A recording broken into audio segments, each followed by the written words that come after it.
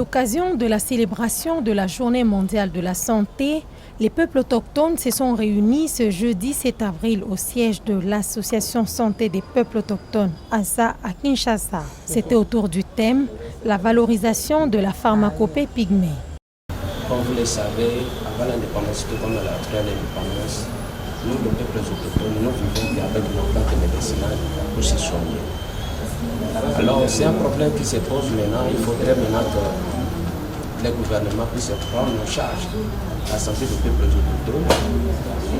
Malgré, il y a un pas qui vient d'être franchi en termes du projet PDCC PROMIPEF, mais également nous appelons toujours le gouvernement, à travers ses partenaires techniques et financiers, de prendre en charge de la santé des peuples autochtones et surtout la valorisation de la pharmacopée pygmée. Présent à cette cérémonie, le représentant du ministre de l'Intérieur, Sécurité et Affaires coutumières a affirmé avoir saisi le plaidoyer de ce peuple pour à son tour l'apporter au ministre. Nous sommes venus accompagner ASA, Association Santé des peuples autochtones pygmées, qui est un de nos partenaires dans le cadre des activités de la Journée mondiale de la santé. C'est un plaidoyer qu'il a fait. Nous allons voir avec l'administration de la santé qu'est-ce qu'on peut faire pour le peuple autochtone pygmée, les mamans surtout qui continuent à accoucher sur le feuille de banane plantaine et tout ça. Quel peut être notre apport, disons, nos collègues de la santé. Les peuples autochtones veulent évoluer dans un cadre propice, chose qui demeure un rêve pour eux, car les femmes continuent à accoucher soit à la maison, soit sur les feuilles.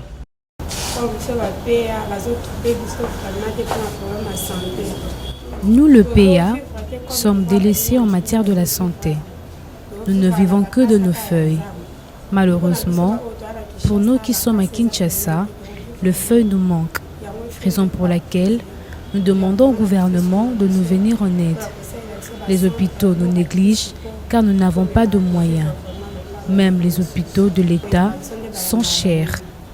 Le maman accouche difficilement. Habitués de la forêt, les peuples autochtones peuvent faire avancer la pharmacopée et apporter des solutions à la médecine du pays. C'est ici l'occasion de préciser leur importance. Notons que le monde célèbre la Journée mondiale de la santé le 7 avril de chaque année depuis 1950. Cette journée marque l'anniversaire de l'Organisation mondiale de la santé, OMS. Le département des sciences de l'environnement de l'Université de Kinshasa a procédé au lancement de son projet rectoral de reboisement dénommé « Espèces locales pour les projets 1 milliard d'arbres ». Cette initiative, lancée ce jeudi 7 avril par les recteurs de l'INIKIN, vise à réduire non seulement les risques de réchauffement climatique qui menacent l'humanité, mais aussi lutter contre les têtes d'érosion sur ces sites universitaires de Kinshasa. Nous savons tous que réduire le CO2 qui dérange l'atmosphère, qui contribue au réchauffement, il faut le faire en passant notamment par les arbres, par la lutte contre les sources fossiles de chaleur, etc. Il faut planter. Là, nous plantons aujourd'hui le wenge, un bois purement de chez nous, un bois hydrophore, m'a-t-on dit, un bois qui peut nous aider également à la fertilisation du sol. C'est pour répondre à la campagne de 1 milliard d'arbres lancée par son Excellence, Monsieur le Président de la République, que l'université y apporte. Regardez tous ces étudiants autour de moi, y apportent son savoir. À en croire ces autorités, ces plantules de diverses espèces vont petit à petit remplacer les essences importées, dont les acacias et l'eucalyptus, plantés il y a plusieurs années dans ces milieux. L'idée derrière cette action est de permettre aux maraîchers de ces sites à faire leurs activités paisiblement grâce à l'adaptation facile de ces nouvelles essences. Et le problème, c'est qu'avec les acacias et les eucalyptus, depuis qu'ils sont plantés, vous savez, la durée de vie est éphémère. Au bout de 15 ans, donc l'arbre a vieilli, mais ça nécessite de remplacer. C'est pourquoi nous pensons à remplacer. Et avant de remplacer, il faut reboiser. C'est ça que nous sommes en train de faire. Mais la finalité est que nous n'allons pas couper ces arbres bientôt, parce qu'il faut attendre d'abord la croissance de ces individus que nous sommes en train de planter. Au bout peut-être, si l'arbre atteint 1,5 mètre, et l'université va s'en charger pour voir comment couper ces arbres pour permettre à la carbonisation et autres, avec tous ces arbres qui sont vieillis, pour laisser la place aux individus qui sont jeunes. Les professeurs et étudiants ici présents attendent que ces sites servent à la longue pour des fins de recherche et des travaux en sciences de l'environnement en lieu et place de faire plusieurs kilomètres de déplacement dans des jardins botaniques. Nous devons promouvoir notre culture locale et avec les recherches, on a découvert qu'il y a des arbres, il y a des plantes qui poussent très vite et qui donnent un bois qui crée une forêt localement. Nos étudiants, que ce soit en environnement, en biologie, en agronomie, etc., ils ont besoin de faire du terrain. Et le terrain, jusqu'aujourd'hui, ils vont très loin. Ils vont du côté de Mbankana, ils vont du côté du Congo central, avec tous les risques que cela peut comporter. Et pourtant, tout ce site ici, sur les 200 hectares de l'université de Kinshasa, nous pouvons refaire des forêts et permettre aux étudiants d'avoir un matériel didactique sur place. Après ces premiers gestes posés par les corps professoral, les étudiants ont chacun pris l'engagement de planter les restes des arbustes afin de marquer le début de leur implication dans la réussite de ces projets. La responsabilité en tant que coordination étudiantine et particulièrement ministère de l'Environnement, c'est le suivi. Il ne faudrait pas que ces projets se limitent à la plantation. Il faudrait qu'un mécanisme soit mis en place pour assurer le suivi, afin qu'après des années que nous revenions sur ces sites, que nous trouvons ces arbres plantés aujourd'hui en maturité et que les rôles pour lesquels ces arbres ont été plantés arrivent vraiment effectivement, et notamment la lutte anti-érosive d'abord à partir des racines et aussi la restauration de la forêt qui existait parce que les espèces locales par la zoochorie pourra amener d'autres espèces, les poissons, les oiseaux qui vont déféquer. Ils vont faire tomber des graines qui vont pousser d'autres espèces qui n'ont pas existé ici et progressivement la forêt va revenir. Mais l'autre rôle, c'est celui de la séquestration de carbone. Donc nous pensons qu'avec le temps, avec les dispositifs qu'on va mettre en place, on va assurer le suivi de ces espèces. La RDC s'est engagée dans l'accord de Paris à réduire de 17% ses émissions de gaz à effet de serre d'ici 2030. L'atteinte de cet objectif n'est peut-être possible qu'avec la mise en œuvre des actions privilégiant le reboisement et la gestion durable des forêts. Avec ses stocks actuels de carburant, la République démocratique du Congo peut tenir encore 3 mois. C'est ce qu'a affirmé le ministre des Hydrocarbures, Didier Boudimbu, au cours d'un briefing de presse tenu le jeudi 6 avril à Kinshasa. Cette crise autour du carburant est consécutive à la crise politique en Ukraine. On croit ces ministres, au niveau de la RDC, il y a eu quelques petits soucis qui actuellement ont été réglés. Je peux vous garantir qu'on n'était pas en rupture de stock, mais il y avait un problème du point de vue logistique. En fait, c'est CEP qui prend les produits en consignation chez lui, les produits pratiquement de tous les pétroliers, les sociétés commerciales, et c'est CEP qui a desservir au niveau des stations. Le souci qu'on a eu ce dimanche, c'est qu'au moment où les camions devaient sortir, il y a quelques camions qui ne sont pas sortis parce qu'il y a des problèmes au niveau logistique, au niveau de CEP. Et il y a eu cette folle rumeur où on disait qu'on était en rupture de stock. Donc les gens ont changé leur habitude. Celui qui prenait 5 ou 10 litres est allé acheter 30 litres, 40 litres, 50 litres. Ça fait qu'au niveau des stations, il n'y avait plus de stock au niveau des stations, mais pas au niveau de CEP. Le temps que les camions, vu que c'était un dimanche, le temps que les camions reprennent le service, ça a dû traîner de dimanche jusqu'à lundi. À Kinshasa, les stations-service ont durant 2 à 3 jours monté les enchères en refusant de vendre des produits pétroliers. Réagissant aux spéculations autour de la crise mondiale des hydrocarbures, les gouvernements de la RDC appellent la population à changer ses habitudes. Le seul souci, comme je le dis, nous devons changer maintenant notre façon de vivre. Il ne faut pas que les gens se ramènent avec des bidons pour prendre 1000 litres, 500 litres, non. Ça, on ne va pas accepter ça. Il faut que les gens puissent se servir d'une façon assez modérée, de façon qu'on ne retombe pas dans ce qui s'est passé ce dimanche. Donc en gros, c'est ça la situation. Il y a un bateau qui est arrivé de 25 000 tonnes métriques, qui est au niveau de Mwanda, qui a déjà déchargé.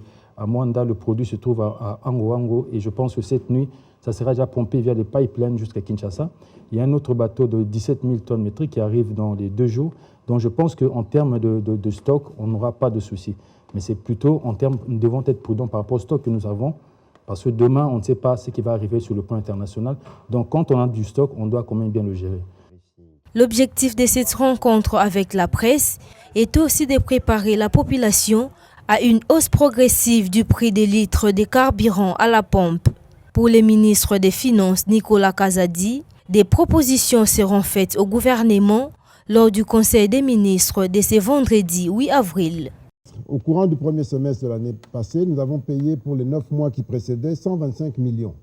Pour 9 mois, 125 millions de dollars de manque à gagner. C'est-à-dire la différence entre le prix normal qu'aurait dû avoir le litre à la pompe et le prix réel qu'on applique pour éviter aux Congolais une hausse des prix. Avec mon collègue des hydrocarbures et avec la profession, nous réfléchissons pour voir comment maintenir un niveau supportable dans les stations, même s'il y a une augmentation, qu'elle soit supportable. Depuis des années, les gouvernements congolais subventionnent les coûts du carburant à la pompe. Cette subvention engloutit chaque mois près de 42 millions de dollars de l'État. Signalons que des réflexions sont en cours entre les ministres des hydrocarbures, de l'économie et des finances pour réajuster les prix à la pompe. La République démocratique du Congo détient près de 65% des massifs forestiers du bassin du Congo. Aujourd'hui, élevé au niveau des pays solutions, le pays ne bénéficie toujours pas de compensation pour ses efforts à réduire les émissions de gaz à effet de serre, de lutter contre la déforestation et la dégradation des forêts. Il est sans ignorer que tout pays engagé dans la mise en œuvre du mécanisme RED+ est éligible au paiement basé sur le résultat dans le cadre de vente des crédits carbone. La non-éligibilité de la RDC ne laisse pas sans mot certains chercheurs et scientifiques congolais. La RDC peut utiliser ses capacités, ses potentialités environnementales pour rayonner, pour être effectivement ces pays solutions dans les domaines environnementaux sur l'échiquier mondial. Ce qui veut dire tout simplement que la RDC doit repenser sa diplomatie. Non seulement une diplomatie uniquement pour des questions de sécurité, les questions de paix, mais aussi une diplomatie pour les questions environnementales. On doit engager, on doit renforcer la capacité de ceux qui sont déjà là au ministère. En croire ces professeurs d'université, la RDC est capable de démontrer sa conformité aux exigences en matière de sauvegarde socio-environnementale. Ce qu'il lui faut, c'est de réactiver sa diplomatie environnementale pour marteler sur son rôle combien important dans la régulation du climat mondial. La RDC était les bassins du Congo, voilà, était le tout premier bassin au monde qui peut encore sauver l'humanité. Oui, qu'est-ce que nous gagnons? Pour le moment, nous ne gagnons rien en termes de moyens financiers, contrairement aux autres bassins qui constituent les poumons du monde, l'Amazonie et l'Indonésie. Ces deux bassins, ou les deux pays qui représentent ces bassins, aujourd'hui, ont un niveau élevé par rapport à la RDC.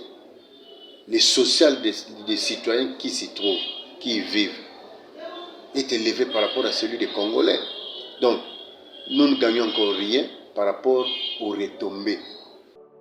Il s'avère impérieux pour la RDC de quitter des concepts politiques pour vendre l'image de ses ressources naturelles sur le plan international. Ces scientifiques encouragent la RDC à repenser sa diplomatie environnementale dans la formation des personnels qualifiés.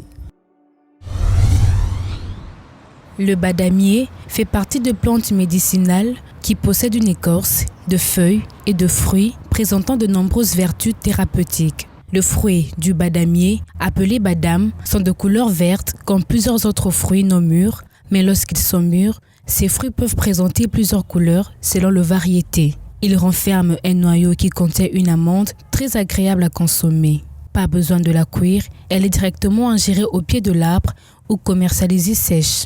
Pour pouvoir goûter aux amandes de badam, il faut frapper vigoureusement la coque, très dure, entre deux pierres. Il est plutôt rare de récupérer une amande entière suite à ces procédés. Généreuse source d'antioxydants, de protéines, de minéraux, de vitamines, de fibres et d'acides gras, oméga 3 et oméga 6. Ces amuse-bouches constituent un véritable complément alimentaire pour la bonne santé. C'est un tonique cardiaque qui favorise l'apport sanguin vers le muscle et les myocardes.